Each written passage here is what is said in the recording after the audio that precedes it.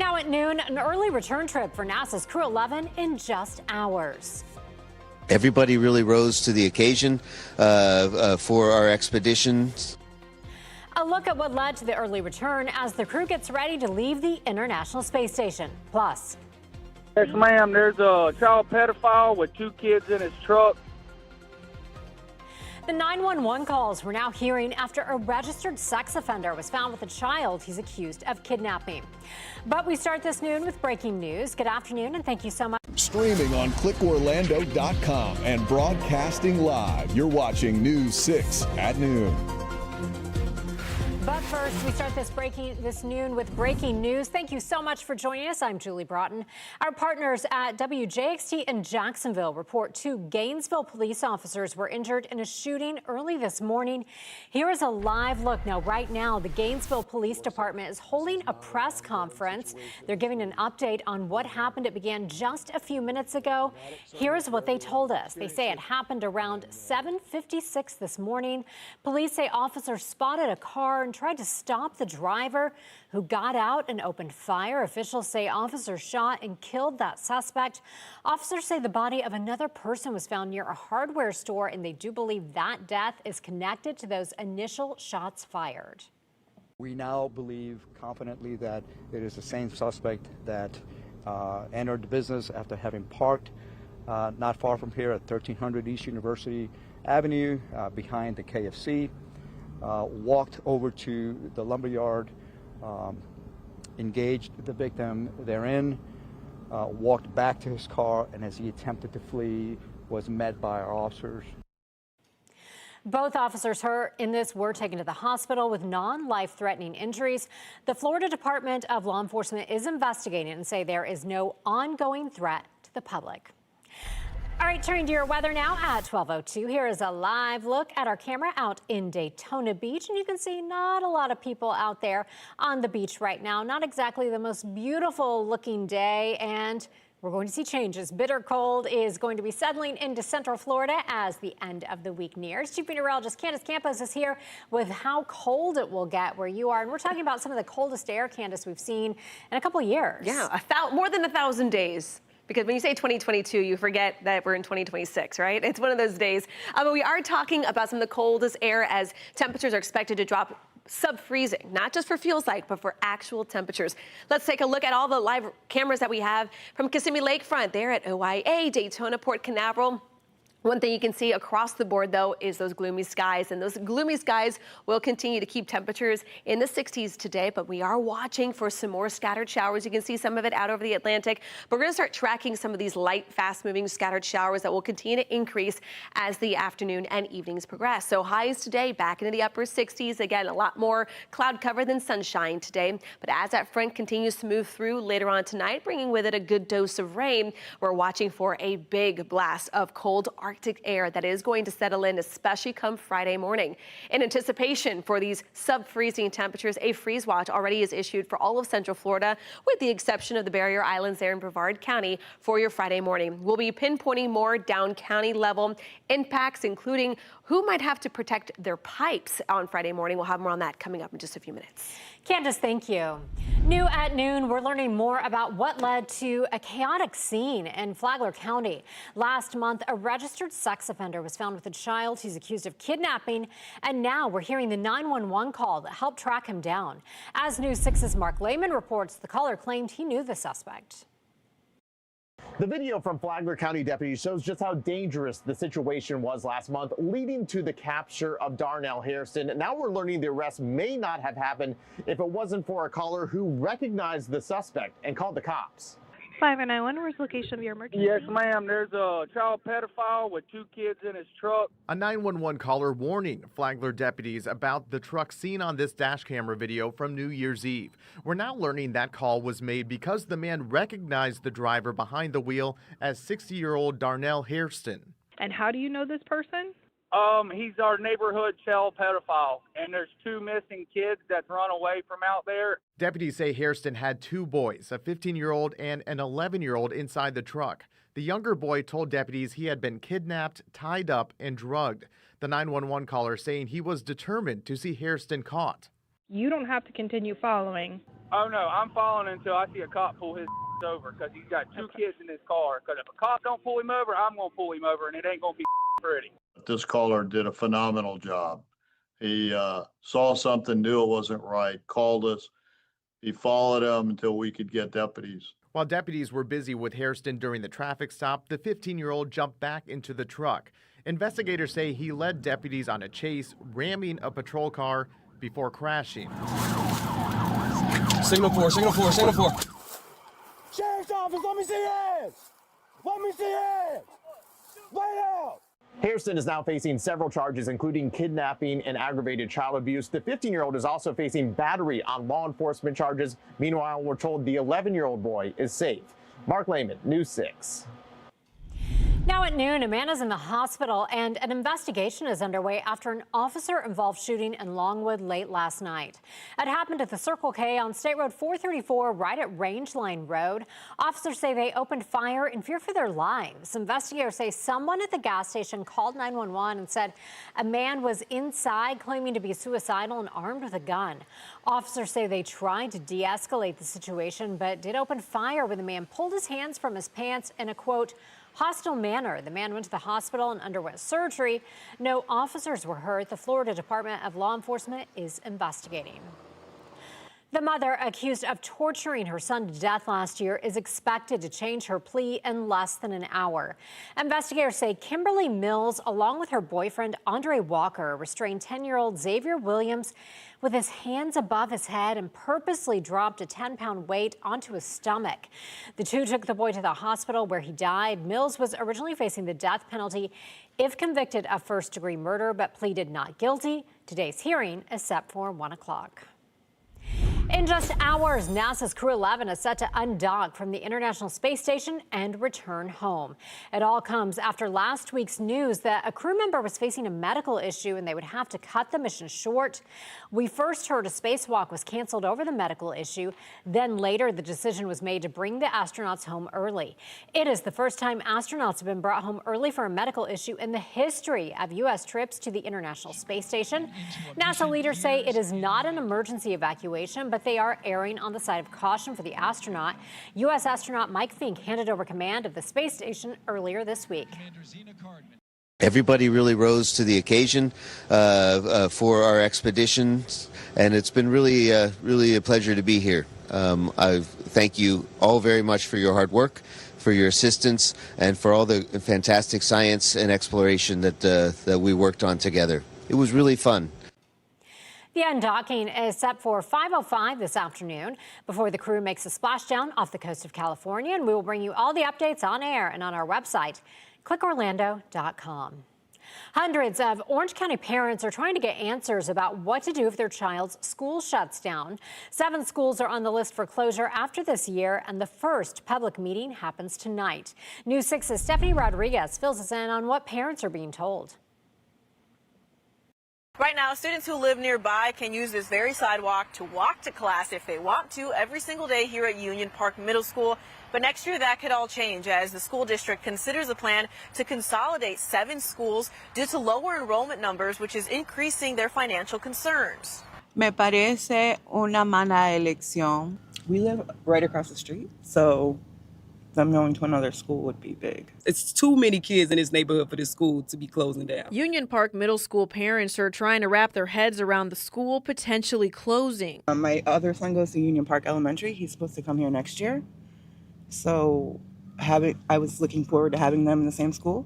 I'm blessed enough to take my son to school, but there's others that's not. Union Park Middle is just one of the schools at risk of closing because a drop in enrollment has made keeping the schools open too expensive. The consolidation plan to save money includes shutting down Union Park Middle School, Bonneville Elementary School, Chickasha Elementary School, Orla Vista Elementary, as well as Ellickson, Meadow Woods, and McCoy Elementary Schools. I would have to get a bus system or figure out how to get him here to and from in the morning, and I don't know the programs, the before and after school programs that other schools have. Parents are planning to be at tonight's meeting to get a better idea of what this could mean for them. Why is it important for you to attend that meeting? Because I need to know what changes and how it's going to impact my son. Like, I need to know everything that's going on. There are several more meetings scheduled over the next week at the other schools that could potentially close. We have those dates and times over on our website, clickorlando.com. Reporting in Orange County, Stephanie Rodriguez, News 6.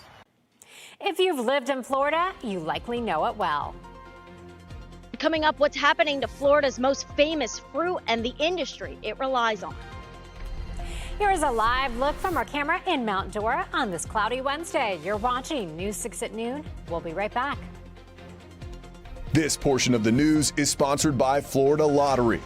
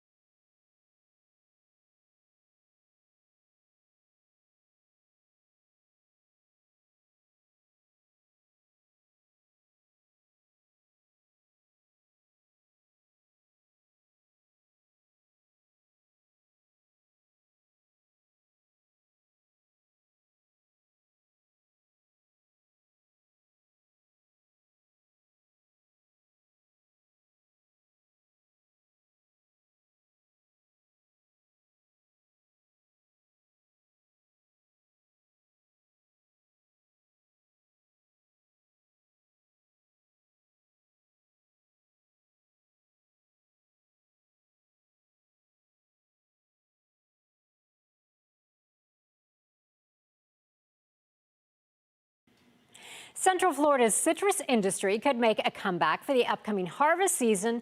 Growers have seen a steady decline for years. News 6's Jana Manahalal is in Lake County and got a first-hand look at how one local orange grove is surviving the decline.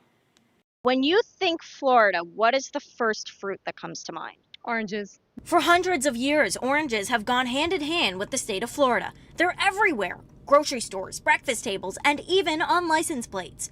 But behind the scenes, the citrus industry is working its way back from years of decline after the USDA released expected production numbers for the new year. According to the U.S. Department of Agriculture, Florida itself is expected to produce 12 million boxes of oranges. That's just for the 2025-2026 season.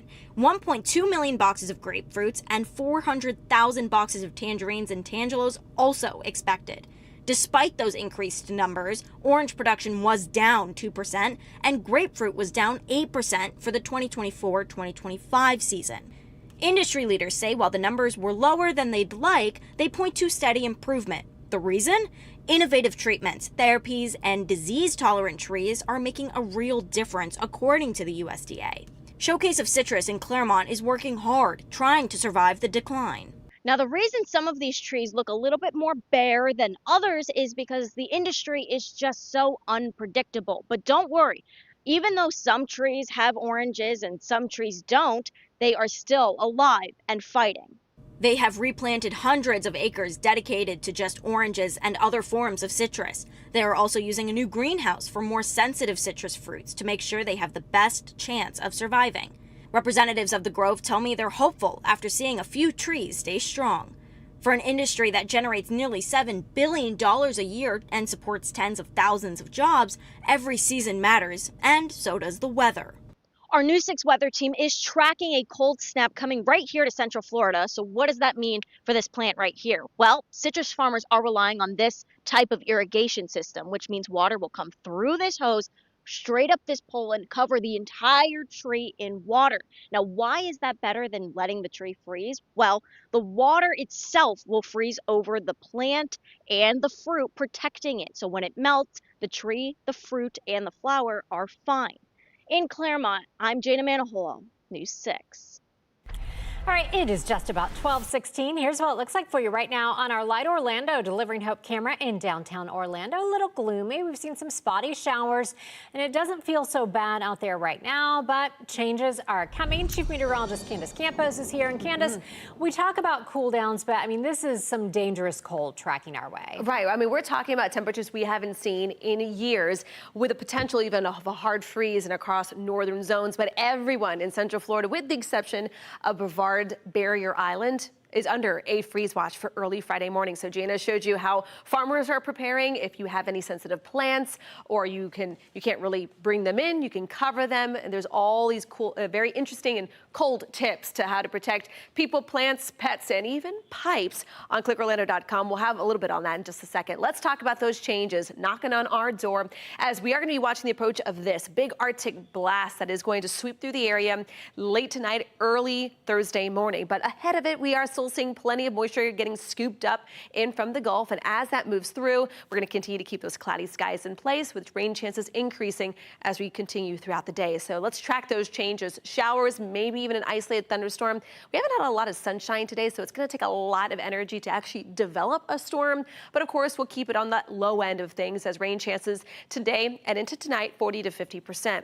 Then on Friday, that's when that cold air rushes in. It's going to be a chilly day on Thursday, but the real dangerous cold, as Julie mentioned, is going to be early Friday morning. The majority of Central Florida, even along the coast, could be nearing freezing temperatures, not feeling like actual thermometer reading of freezing temperatures, which is why a freeze watch is in effect already for Friday morning.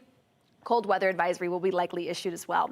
Looking at our highs for today, temperatures are going to be staying below that average of 71 in the upper 60s to low 70s. We're going to keep the chance of rain in the forecast about a 50 to 60% into the evening. So don't be surprised early tomorrow morning if you wake up and the roads are a little wet. But now let's check on that hour-by-hour forecast for today. Your forecast is sponsored by Strata Services. All right, you can see rain chances will continue to increase as the day progresses. Meteorologist Julie Brunton and Jonathan Kegas will be pinpointing the timing of any rain that does finally make its way in. Much needed rain, to be exact, as those scattered showers will continue to move from west to east. That's not the front just yet. That will come throughout the overnight hours. A couple of light scattered showers, maybe a few of heavier downpours could be embedded within it, but most of the rain's expected to clear out by about 7, 8 o'clock tomorrow morning, and then that cold air is really going to rush in. So let's take you here throughout the next couple counties. Early Friday morning, mid-20s in Marion, inland to parts of Flagler and Volusia County could get into those 20s. Again, that's actual temperature. Freezing temperatures all the way down through Seminole County, the majority of Lake Sumter, into Orange County as well. And as far south as St. Cloud, Kissimmee, we will be getting very close to near freezing as well. But again, right along the coastline is where we could continue to keep those temperatures outside of that freeze concern. But look at the map here. All the air is highlighted here in purple. Have the opportunity to see freeze, which is why that watch is in effect. But that dark blue is that hard freeze watch. And that's a bit more concerning, because when we start having long periods, 4 to 6 hours of freezing temperatures, we could have the concern of pipe issues. So a couple little tidbits here. One of the easiest ones is just kind of let that cold water drip from the faucets though before you go to bed Thursday night, early Friday morning. And of course, the obvious, the pets and the plants as well. As your results here, the full 7-day forecast, it looks like we are anticipating another cold front come late Sunday into early Monday. But for Thursday night, we do have a weather alert night.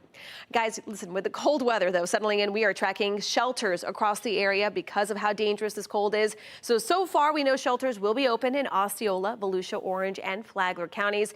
But if you're interested for the full list, you can of course head to our website, clickorlando.com. And honestly, we want to know what you think of the cold. Right now, we're asking on clickorlando.com, what temperature do you finally give in and you turn on the heater? It's a heated subject in the weather department. These are some of the responses we've seen so far. You can see by the time temperatures get into the 40s and 30s, you can see that's kind of the bulk of when people like to click on that heater. Just remember, it's going to smell like it's burning for a little bit. Now, if you want to also add to the poll there, just head on over to clickorlando.com. Let us know and help us kind of go back and forth in the weather department. I feel like I'm always the first person on the weather team to crack and turn on my heat. 100%. Yeah, I own it. All right, Candace, thank you. Sure. Quick thinking saves the life of a shark in Manatee County. Coming up, how deputies rushed to the scene and the video you won't want to miss of those tense moments.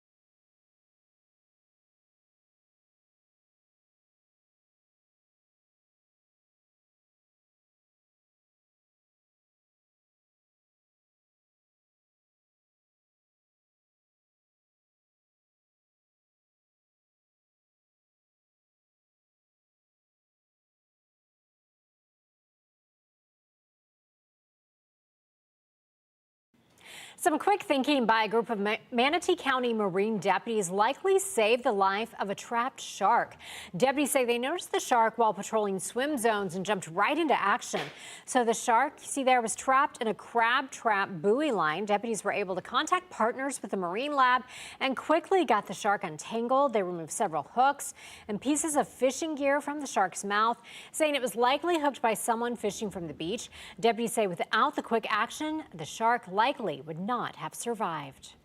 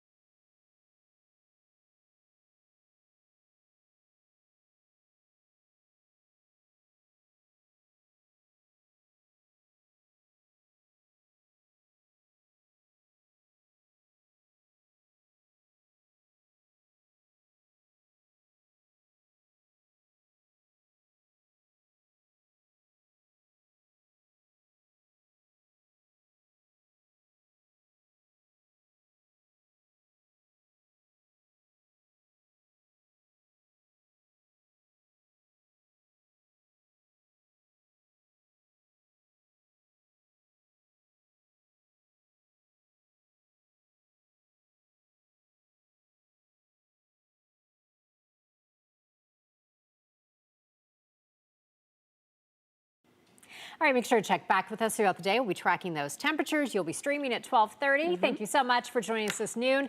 Our next newscast is at 3, and you can always check clickorlando.com for any updates. We hope you have a great day. And I'm done at 12:30, and then it's your turn. Yeah.